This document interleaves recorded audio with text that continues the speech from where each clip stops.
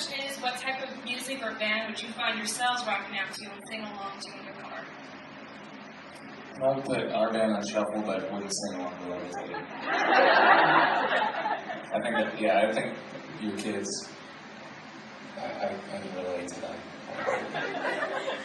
Is it raining? Do you do that? Sometimes, but sacrifice. So you keep the windows Get down? wet. Nice. Raining. Share the toilet products. That's intense. It's pretty cool. Sorry. What do you... Listen. I want to point this out. It is so much harder to stand up and deliver a single question to a room like this than it is to sit up here and just answer questions. So I feel you. Like it's got to be the most nerve-wracking thing ever. Like it's school. It wasn't like that. Yeah, like when you're reading and your paragraph is coming up and you're not listening to anything. You haven't even heard a single thing we've said yet today. Because you're just looking at your question, make sure I know all these words. I can't think of anything scarier, to be honest. Yeah, so take your time. I'm right here with you. Go for it, superstar. Why did you start making music, and who was your biggest inspiration to start making music? Next question. Your biggest fear? We hate you after your question? I mean, she got it out of the way. She really conquered it. She did. She read it right, but Yeah. I just don't like the question. Don't say sorry. We're joking with you. Biggest inspiration for Bob Ross. We don't like crediting any other artists for anything we've ever done. All us. Yeah, I think. We both kind of. I think sort of stumbled on it organically, music in our own ways. I think he found a keyboard somewhere and was just kind of messing around and creating stuff, and I found myself in a musical instrument store, and I sat down at some electronic drums and put headphones on.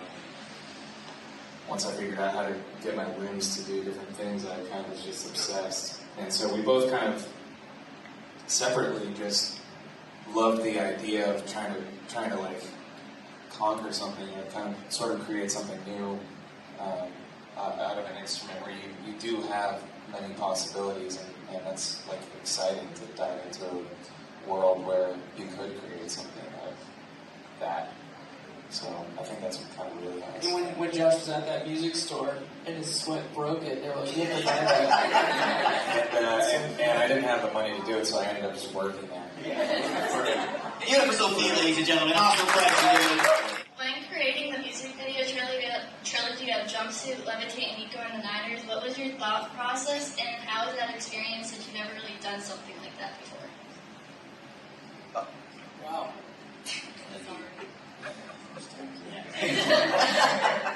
There was a lot of things that went into recording and filming those 3 music videos. One of which we went to a lot of places we've never been before. We went to Iceland, we recorded Jumpsuit, we went to the Ukraine, for the Niners, and Levitate. It was a very tiring process, but it was really cool to see this idea come to life that had been in our brains for quite some time now. And I think that when it was all finished, we looked at it like, are they going to understand this? and so we couldn't have been more proud of how our fans kind of watched that, accepted it. And I think you see a lot of videos and a lot of stuff today, and people have theories of what it meant and what order and all this stuff. It's crazy that there's still aspects of it that we've created that people still haven't uncovered, but we like it that way. And I think a lot of theories on other people's stuff is like, yeah, that's a cool theory, but there's no way that we can get that far into it. And we wanted to create something that was like, no, we were thinking that far. And so it was In actuality, you had success change you guys for better or for worse? That's a really good question. Yeah. I actually think we've talked about it before, and in some ways it's going to be hard for us to know, because it's like when, you haven't seen your grandparents in a while, or your kid, and they're like, you've gotten really tall. And you're like, what? My grandparents, they have gotten taller. But yeah, so we're with ourselves all the time. So I'm sure there's probably areas in which we've changed, but I feel like we're the same guys. Yeah, maybe our parents would be able to answer that. Do they still behave the same way? Grandparents, does he still behave the same way? Pretty much. All right, okay. We are very proud of her. There we go.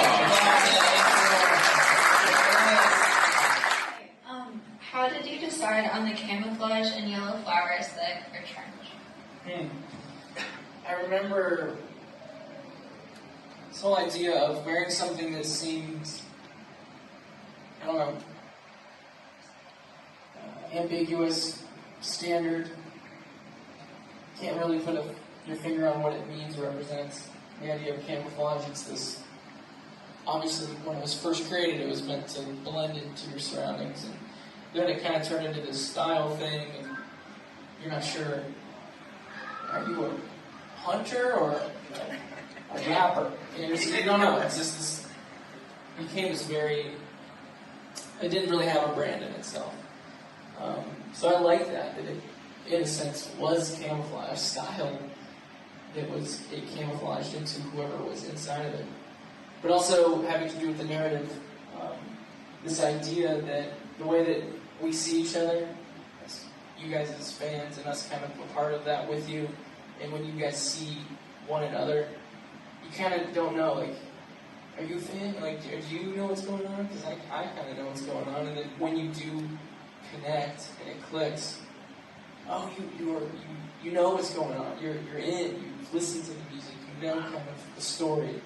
And so, if you were to see some guy in camo walking out of a gas station, you just kind of think, oh, that guy's just wearing camo. But I wanted something very kind of just a splash, an accent, but also very bold. And the idea of yellow on top of that camo then was the communication of like, no, I know you and you know me. And just a way to recognize each other. And also there's this whole backstory of how the bishops can't see yellow, and so it's similar to the way hunters wear camo with orange, because I guess you are stupid. No, I'm sorry. Like, you should have been on. Are you sure you're not prepared for the next season of Project Runway? Because you know a lot about patterns, dude. That's pretty sick. That's real, man. That's sick too. All right, I like that. From the top of the Empire State Building,